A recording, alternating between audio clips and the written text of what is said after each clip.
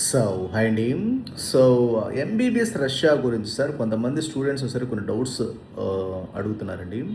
ఏంటంటే major doubt వచ్చేసరికి ఒకటోసరికి universities గురించి అండి. చాలామంది ఏంటంటే state universities, federal university, national research universities అన్నీ సేమ్ కదండి. అక్కడ చదివే స్టూడెంట్సే చెప్తున్నారు అన్నీ సేమ్ అంట. సో మీరేమో డిఫరెన్షియేట్ చేస్తున్నారు. ఎంతవరకు సంబంధించి ఎంతవరకు నిజమని అడుగుతున్నారండి.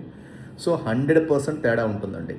100% తేడా ఉంటుంది. అన్ని గవర్నమెంట్ కింద ఉంటాయి మెడికల్ కాలేజెస్ అన్ని. బట్ కాకపోతే మనకి ఎస్టాబ్లిష్మెంట్ వేరుగా ఉంటుంది, ఓల్డ్ ర్యాంకింగ్ వేరుగా ఉంటుంది, ఇన్ఫ్రాస్ట్రక్చర్ వేరుగా ఉంటుంది, వే ఆఫ్ టీచింగ్ వేరుగా ఉంటుంది, ఎక్స్పీరియన్స్ వేరుగా ఉంటుంది. కావాలంటే మీరు అక్కడ చదివే యూనివర్సిటీస్ ఒకసారి ఆ ఎన్ని సంవత్సరాలు ఇండియన్ స్టూడెంట్స్ని తీసుకుంటారంటే ఇంటర్నేషనల్ స్టూడెంట్స్ని తీసుకుంటారని అడగండి. ఒక్కొక్క యూనివర్సిటీ 50 సంవత్సరాల నుంచి తీసుకుంటుంది, ఒక యూనివర్సిటీ లాస్ట్ ఇయర్ నుంచే తీసుకుని ఉంటుంది. వాళ్ళకి ఎక్స్పీరియన్స్ తేడా ఉండదా? ఇన్ఫ్రాస్ట్రక్చర్ తేడా ఉండదా? క్వాలిటీ ఆఫ్ ఎడ్యుకేషన్ తేడా ఉండదా? వే ఆఫ్ అప్రోచ్ తేడాగా ఉండదా? వే ఆఫ్ ఎవ్రీథింగ్ ఈజ్ డిఫరెంట్గా ఉంటుంది.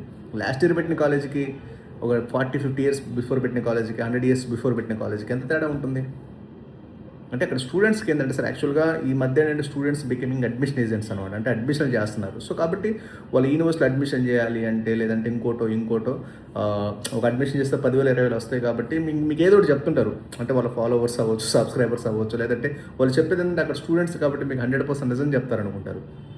సో కాబట్టి మోస్ట్లీ కమర్షియల్ అయిపోయినారు కాబట్టి స్టూడెంట్స్ కూడా మీకు 100% ఒకసారి బయటికి రావు. వాళ్ళకి ఏది కావాలో అది చెప్తారు, జస్ట్ ట్విస్ట్ చేసి చెప్తారు. రియాలిటీ అనేది మీకు 100% దొరకదు.